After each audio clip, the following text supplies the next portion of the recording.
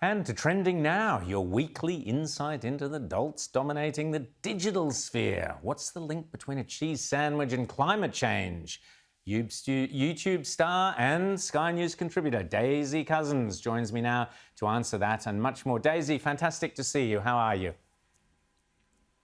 I am very well, Rowan. How are you? I'm really excited because you're going to join the dots for me. You're going to get from Eden to emissions, from Gruyere to global warming.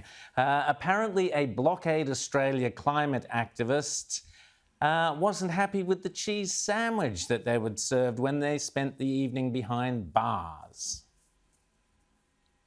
Yes, this was quite an amusing little story from the protest the other day, where an activist blocked the harbour tunnel and with her car, preventing people from getting through. There were about 10 of them that were arrested altogether, and this is another activist, not the one who used her car to blockade the road.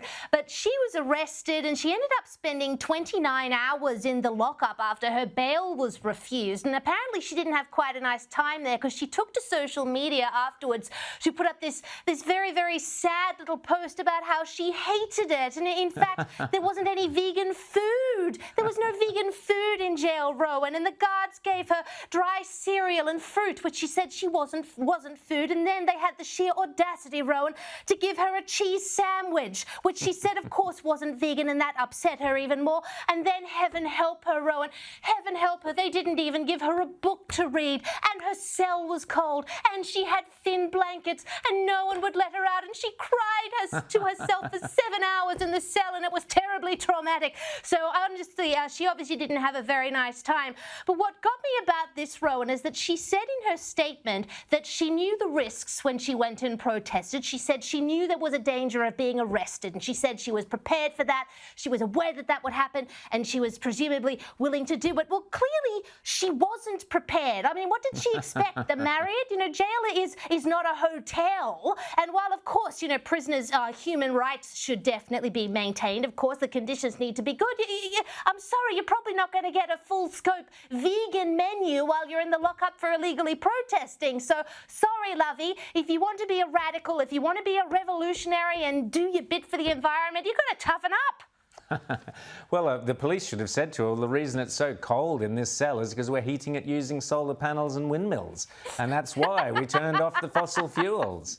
Maybe she might even have said cheese when they took her mugshot. Now, Djokovic in Wimbledon. And sadly, Aussie Thanasi Kokkinakis has bowed out of the Wimbledon tennis tournament after being annihilated in the second round by Djokovic. The Joker says he will not be risking a repeat of the embarrassing situation we talked about here earlier in the year, when he was, in my opinion, disgracefully kicked out of Australia, all to do with vaccines and so on. That situation, you know, that's another debate, but he's clearly, Daisy, thought, do you think there was a little bit of there, he was against an Australian player, do you think there was a little bit saying, I might just show the Aussies, you know, who's number one?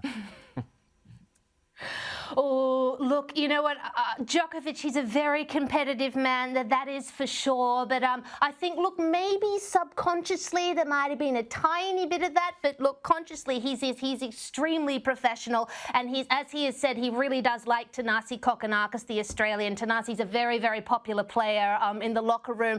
I don't necessarily think that he was, you know, whacking Thanasi, particularly because he was Australian, although it's fun to speculate that he might have been. I think the reality is that Thanasi is an excellent player, and as Djokovic said, he had to up his game. If he was going to beat Thanasi, who's got a beautiful serve and a beautiful forehand, he had to actually play better. But I'll tell you what, Rowan, I'll give you a little sort of insight into tennis social media.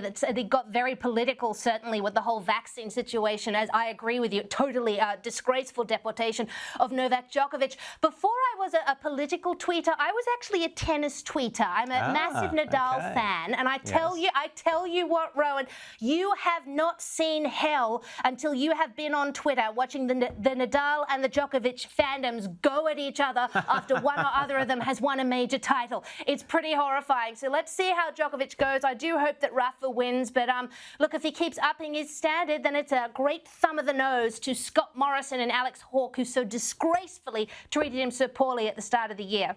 Absolutely. Now, Daisy, you never cease to amaze. Your talents are multifold. I had no idea you were previously heavily engaged in social media on tennis. We learn something new every day here on the Bolt Report.